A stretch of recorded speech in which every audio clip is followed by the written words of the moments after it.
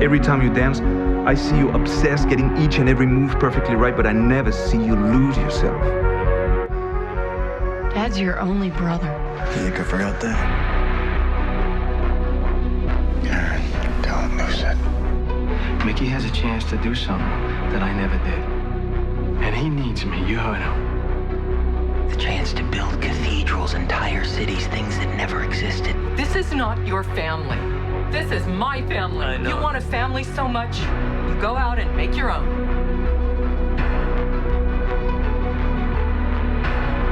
If you guys were the inventors of Facebook, you'd have invented Facebook.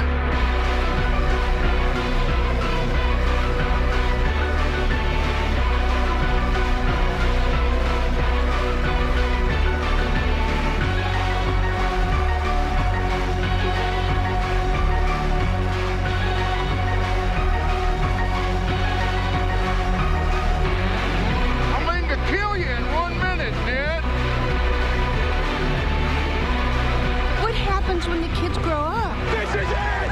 This is it, Mickey!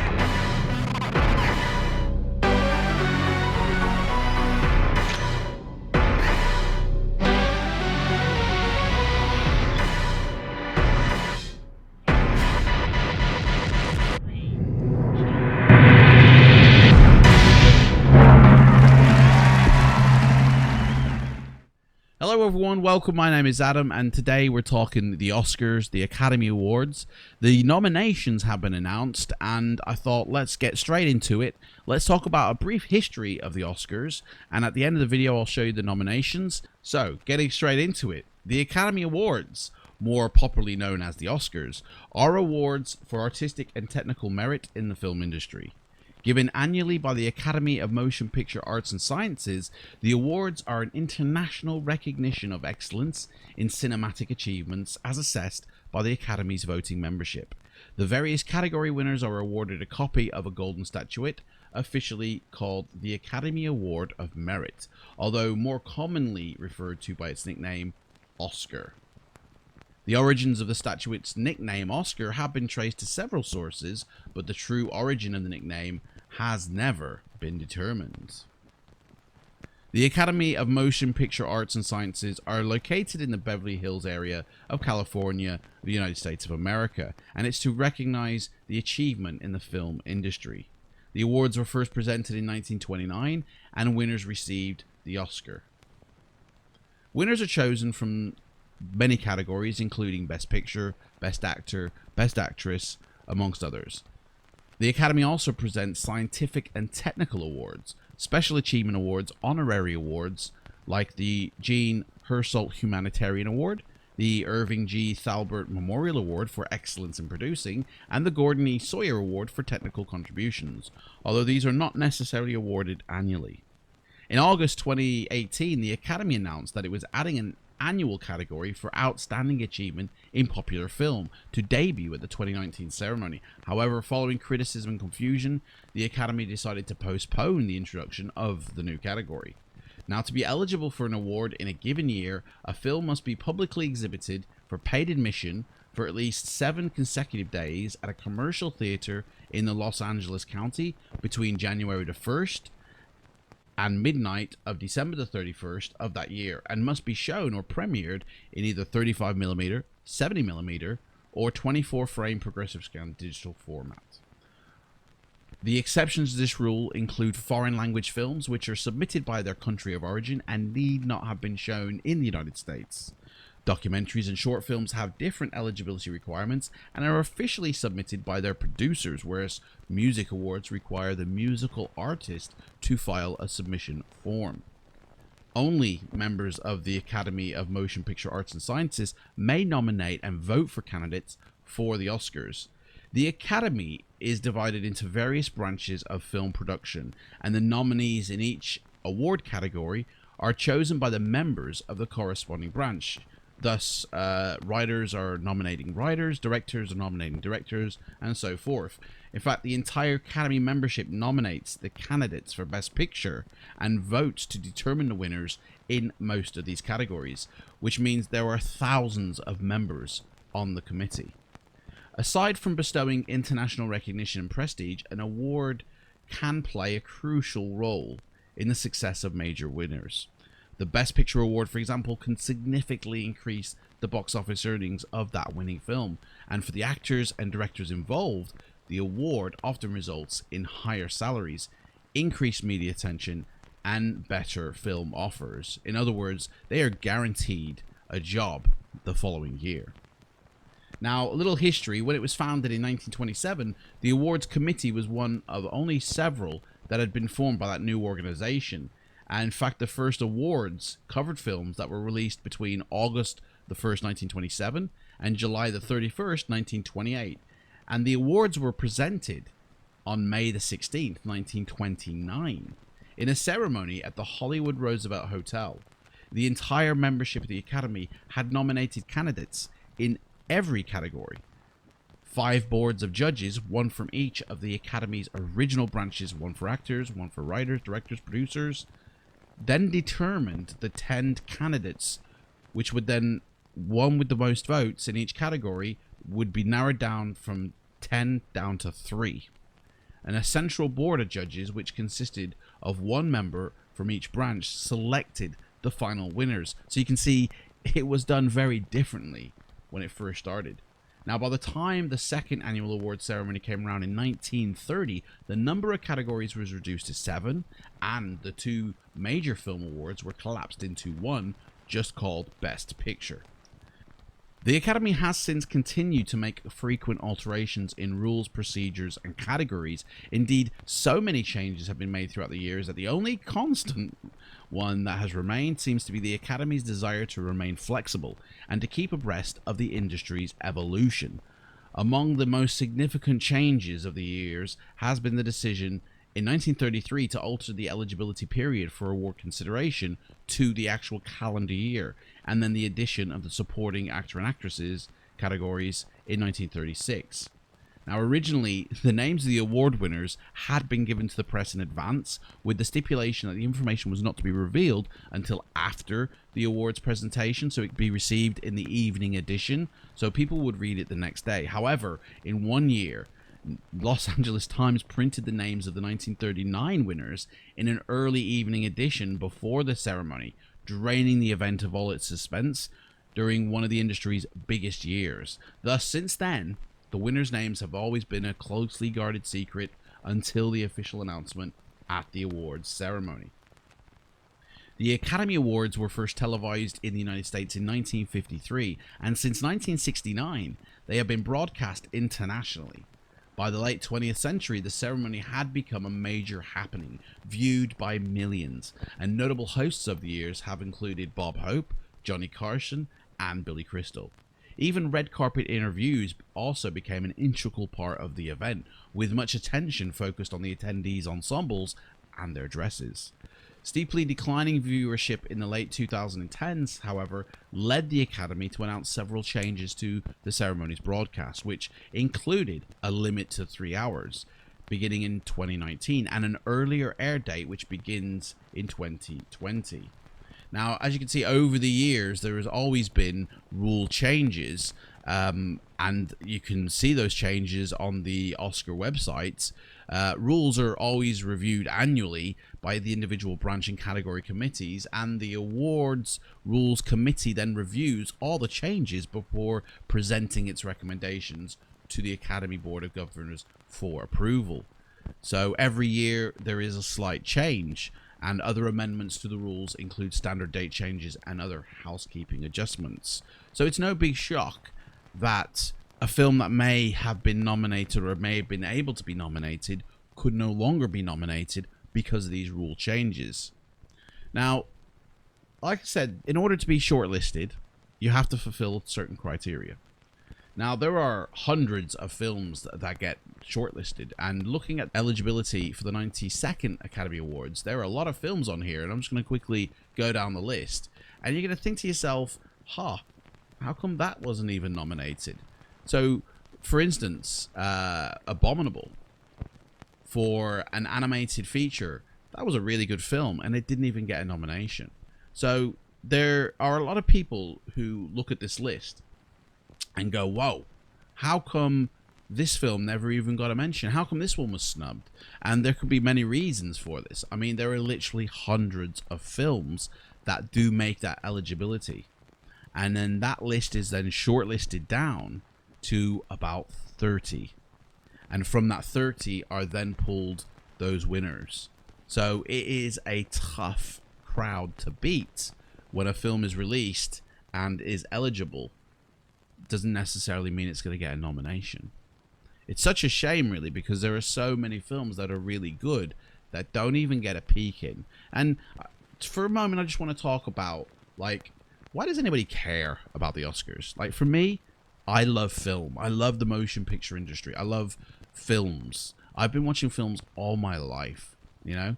For me, it's like escapism. It's a mental holiday from my everyday life, you know? If I'm feeling sad or upset, I can watch a film and lose myself and go on a mental holiday and get involved in the story and the characters and enjoy that experience. So for me, films play an important role in my life. And for the actors and directors and producers and the artists involved in making these films, they truly do care about every film they work on, regardless if it's received poorly or if it's received with great merit and wins all the Oscars.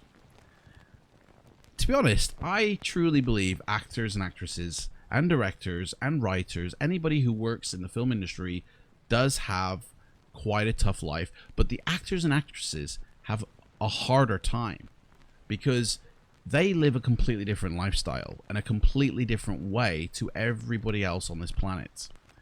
Their job, they might get a job, let's say, for instance, Hugh Jackman got voice work done for Missing Link. Now, that may have only lasted for a few months, and then that was it on his involvement in that film. And he would have been paid a certain amount, and then he would have had to go off and find another job. And another instance would be in 1917, Richard Madden, who got a role in 1917. That might have amounted to a few months' work or even a year of his life, and he would have been paid a set fee, and then that would have been it. In other words, actors are hired for a short period of time and given one exact fee, and then that is to last them for the rest of their life, or for the rest of however long it will last. And then, of course, they will get another job, which will continue to pay for their lifestyle. Now, imagine if you turned up to your job, right, and your boss sat you down and said, listen, you've been in here for years, but you know what? We're changing the way we do this, okay? We're going to hire you for the next 2 years, and we're only going to pay you £10,000 or $10,000. And I know that might be an overestimation of what some people earn, but let's just, as an example, 2 years work, and you're going to get paid £10,000, okay? Oh, okay. So for the next 2 years, I've got something to do, and I've got 10 grand in my pocket. But that 10 grand's got to last me, I suppose, those 2 years. And then after those 2 years, I've then got to go and get another job. So I might have 10 grand in my pocket now, which is great. Let's go on holiday. But that's got to last me 2 years. Plus, I need another job lined up afterwards when I finish this one. You know, so after the 2 years is up, you know, another job, let's say, is lined up. And they say, right, we're going to give you 20 grand for 3 years, okay? So that 20 grand now is going to last and stretch out for 3 years. And I've only got a job for the next 3 years, in which case I need to go find and sort another job for when that one ends. And this is the lifestyle that actors and actresses live, constantly not knowing where their next paycheck is coming from. You know, having money that will only last them a certain amount of time. It's a very tough life, and a lot of people, I think, forget that. Imagine if your boss did this to you and said, listen, Gary, we're only going to pay you this amount, and you're going to leave this job after so many years, you know, that, or so many months. That's a tough thing to ask, to be honest. I'd be really upset if that happened to me. It's not a guaranteed paycheck like the 9-to-5 people have. You know, they have job security, they have a pension. Actors and actresses don't have any of this. So an Oscar, which will really help them get their next job, is a very important thing to them. Now, to me, Oscars don't mean anything, okay? Every film is a great piece of art, and I enjoy watching a lot of variety of films. For me, when the Oscar season comes out, for me, it's not about who's going to win what. Yes, I get wrapped up in, I want this film for Best Picture, or I want that guy for Best Director, or that woman for Best Director. You know, it's not about that. It's about, to be honest, for me, when I'm watching the Oscars, I get to see the stars coming down the red carpet. I get to see all the pomp and pizzazz of the press and the Oscars and the movie industry and the tribute and celebration that comes with that. And everybody is celebrating their love of film. Okay? That's what I truly love about watching the Oscars, is you get to see all the cool stars, you know. And when the ceremony begins, what do they do with that production? Who's going to host it? And how is it going to play out? And yes, you do make bets with your friends or your relatives or yourself with who will win what award. But at the end of the day, they're all winners because they actually got to make that film. You know, let's say we've got 200 films that came out last year, you know. And I know that's probably a big underestimation. There were probably a lot more films that were made. But let's just say there were 200 films made in 2019. You know, for every film that is made, there's 5 others that never got made. You know, never got made because the money wasn't there, the talent wasn't there, or for whatever reason, maybe the script even wasn't there, you know? And so for all the films that get made and are tributed at the Oscars, nobody ever really talks about the films that never get made and are never come to fruition and the jobs that never are taken. And that's really sad to me, you know? That what could have been with all the scripts that are floating around, oh, this didn't get made that year, but, you know, maybe it'll get made next year, you know? That's the one thing I like about this industry is that a script is never dead. It's just put on hold or is waiting to be developed, you know? So this is truly a tribute of all the films that were made, and the fact that it got made, everyone's a winner, you know? The people involved in making that film already are winners, so it makes no difference who wins what award. It does to the actors and the artists involved in the industry because it assures them of their future work, and it's a tough industry to be in. There are thousands of people that flock to Hollywood and never make it or end up in another type of industry. You know, it's a tough industry to get into. So the awards do mean a lot to them. Don't mean much to me, but I enjoy watching them nonetheless. Right, let's have a look at what actually got nominated at the Oscars. Now, I always feel that the Oscars, the Academy Awards, have always got a certain, not an agenda, but a responsibility, and therefore they are very conscious of their voting methods. And I really do feel that certain films, certain subject matters, and certain people definitely would not get a nomination because of a number of factors, or that the nominations are steered towards a certain result because of the current situation of society.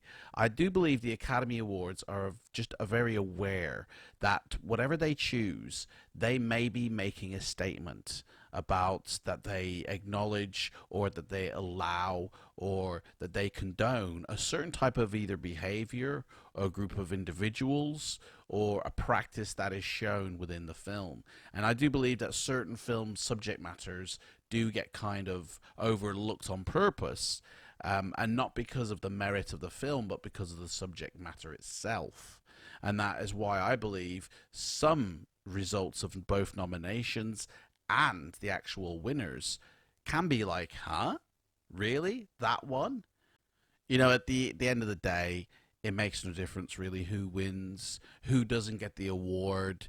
Everybody who creates a film is a winner in my estimation, because they got to fulfill that dream for that creative film that they made, and everyone wins. So in coming up videos, I will be announcing my personal picks for the Oscars and what I believe will win, picked by the Academy Award, and they are two very different results. So stay tuned in the next video coming at the end of January. Thank you for watching this. Take care and goodbye.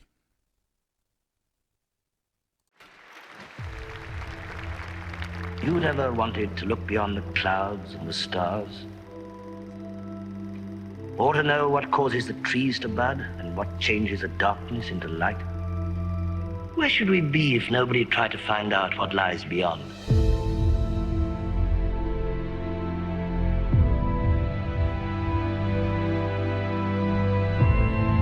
Inside this room, all of my dreams become realities. And some of my realities become dreams. Movies are movies, not life. These stories are beautiful. And action! I'm supposed to be making a feature-length picture. We're going to need a script. My genre's thriller. What's yours? True rags to riches story. Must be a double feature. Did you find another actor? I'm a dude playing a dude disguised as another dude. Does this character have a name? Bond. James Bond. They call me Mr. Tibbs. My name is Inigo Montoya. You killed my father. I am your father. Right. What would you say you do here? Explosions, flames. You maniac! You blew it up! Do you know that you're insane? We all go a little mad sometimes.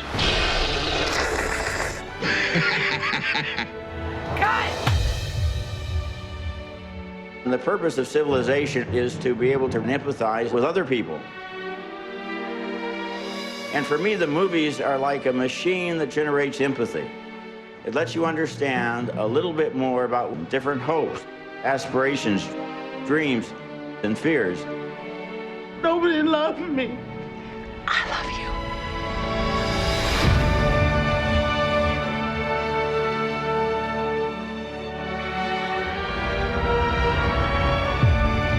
I need to believe that something extraordinary is possible.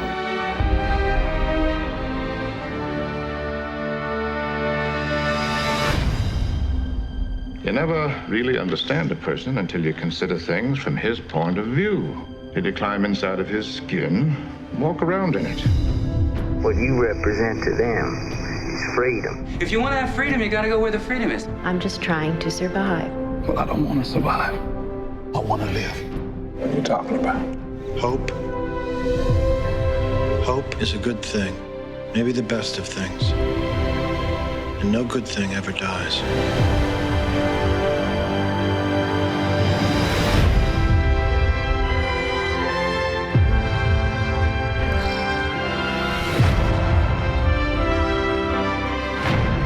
Always do the right thing. That's it? That's it.